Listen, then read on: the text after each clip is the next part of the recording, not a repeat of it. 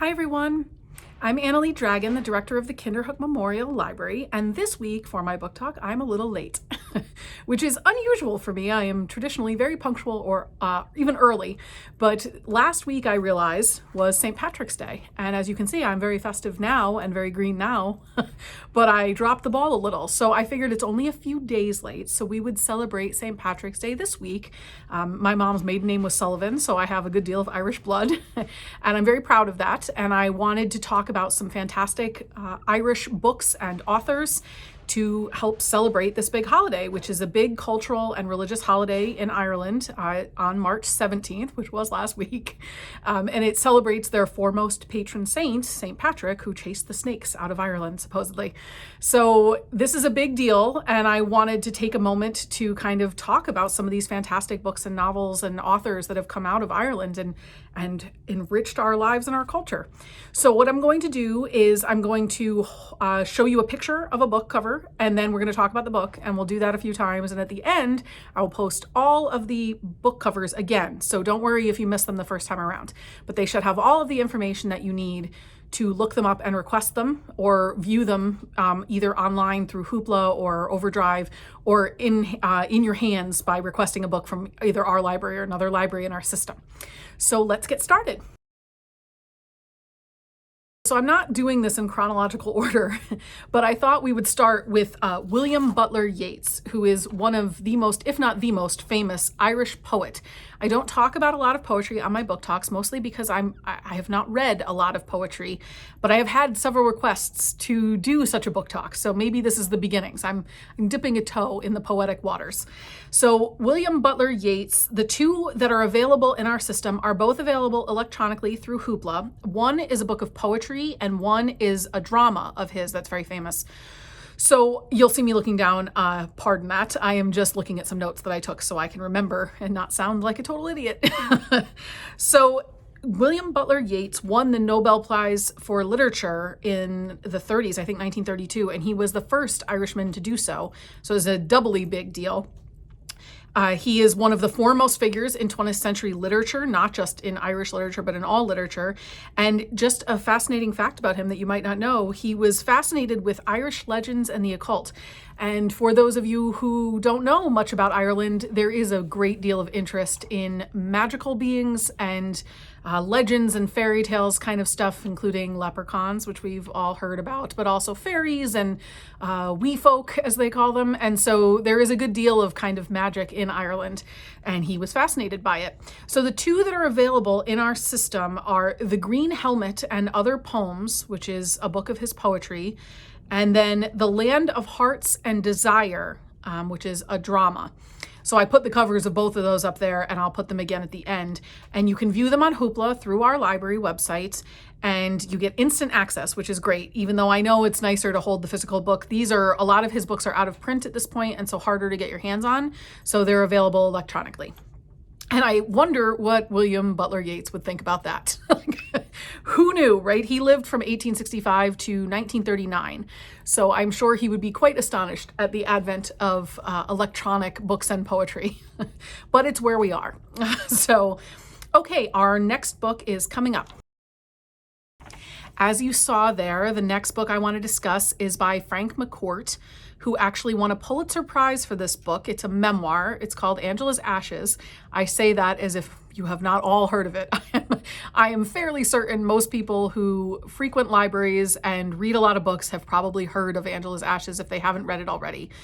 If you haven't, perchance, I would highly recommend it. It is a heart-wrenching story about his life, his childhood growing up in Limerick in Ireland during the Depression era, which was, tough all around, right? But particularly in Ireland and particularly in his family. Angela is his mother. And it's a tough read because a lot of rough things happened to his family. But one of the things I think is so beautiful is the kind of forgiveness and peace he has found in his life now that he is an adult and everything has worked out, and not everybody is able to find that. And I feel like he really did. And there is just something very beautiful in his writing is lyrical. It's not poetry, but it reads like poetry in that way. He clearly has a great love of country, a great love of his family. And that's what family is, right? Loving all of somebody, even their broken parts. And I think when you've had a tough experience in life, that can make it difficult. And so it just makes his book all the more poignant and beautiful. So if you haven't read Angela's Ashes, I suggest it. It is an excellent gem of a book, and particularly of the Irish kind of canon. Okay, next book. So after some Frank McCourt reality, which is not as easy as you might think, Maeve Binchy's Evening Class is a lovely, warm cup of tea. Maeve Binchy, for those of you who don't know, writes a lot of books. Most of them are set in Ireland in small villages. They are about people. They are not action-driven stories. They are character-driven. There's a lot of small town sensibility in all of them, and they're just funny and sweet and touching. I do find them a bit formulaic, which I feel like is a plus or a minus depending on who you are.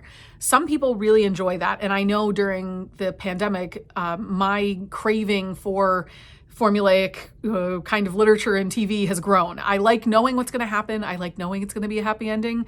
Those things lessen anxiety, so it can be a perfect antidote for that. And if you don't love the formulaic nature, you don't have to read all of her books. You could just read a few because they are lovely. There's just something very cozy and comforting about them. And they are this little piece of Ireland that she brings because she clearly loves Ireland and its people. And so this book in particular is my favorite Maeve Binchy book. A lot of you may have read Circle of Friends or some of her others.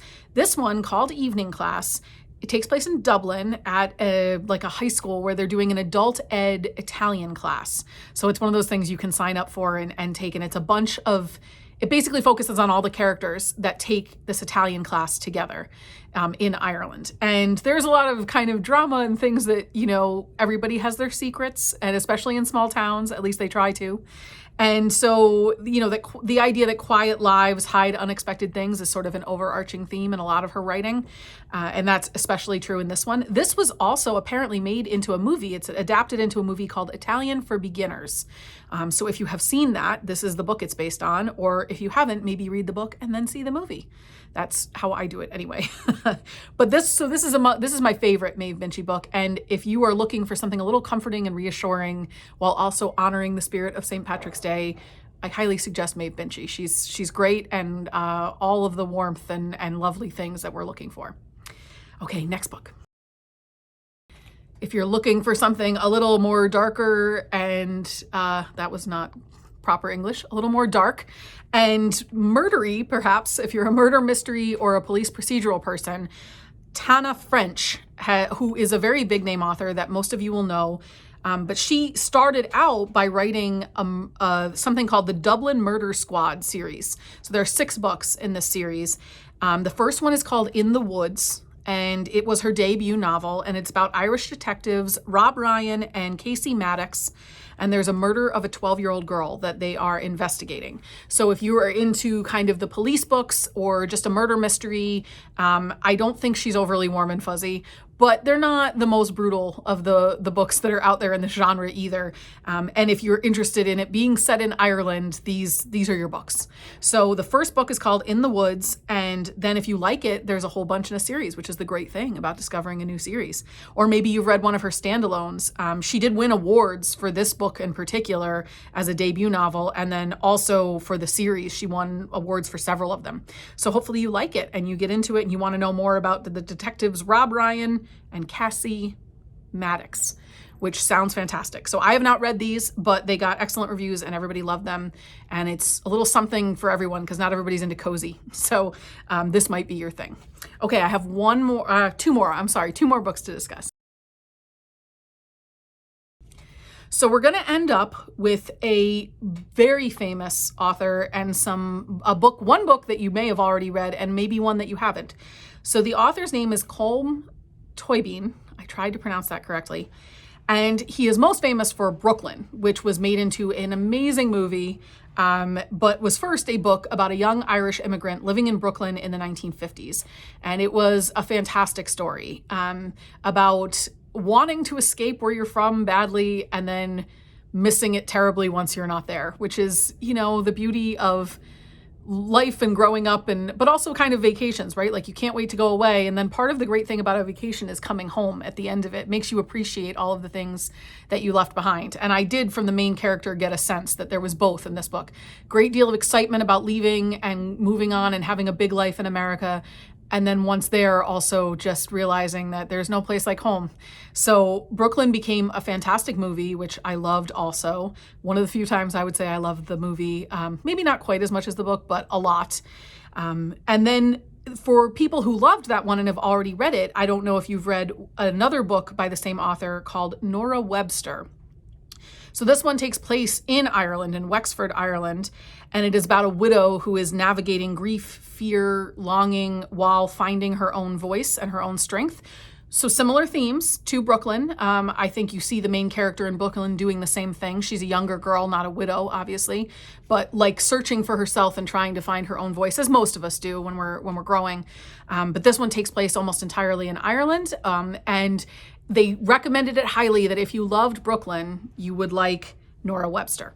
So in case you only read Brooklyn and you're looking for the next thing, this might be it.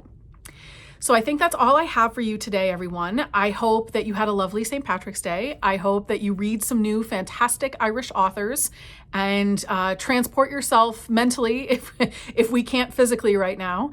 And I will be back next week with more great books for us to discuss.